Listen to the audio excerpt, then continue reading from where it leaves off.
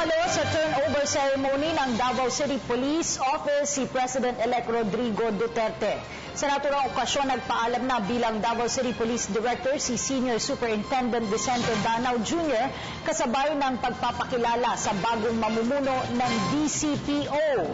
Nagbabalik si Julius Disamburon live. Yes, Cathy, dinaluhan nga ni incoming President Rodrigo Roa Duterte ang turnover ceremony ng Davao City Police Office kanina nga pong hapon. Kasabay nito ay formal na ding nagpaalam sa kanyang mga tauhan si outgoing Davao City Director Police Senior Superintendent Vicente Danao Jr. Si incoming President Rodrigo Duterte nga po ang naging panauwing pandangal sa turnover of command. Dito yan sa Davao City Police Office. Sinaksihan ni Duterte ang pagbibigay ng pasasalamat kay outgoing Davao City Police Director Danao, gayon din ang mismong pagsasali ng kapangyarihan ng bilang direktor mula kay Danao patungo kay incoming City Director Senior Superintendent Michael Dobria. Parehong sumaludo ang dalawang opisyal na ito kay outgoing Davao Mayor Duterte.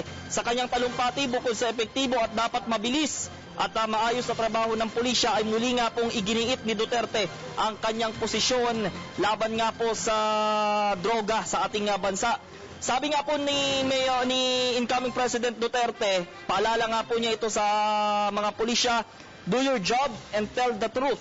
Sinabi nga din po yan ng susunod na Pangulo ng Bansa kung saan nga po ang isa din sa kanyang bibigyang tuon ay itong pagpapataas nga po ng sweldo ng pulis at ng militar. Samantala, inalala naman ni Danao ang halos 2 taon at 8 buwan nito bilang Police Director ng Davao.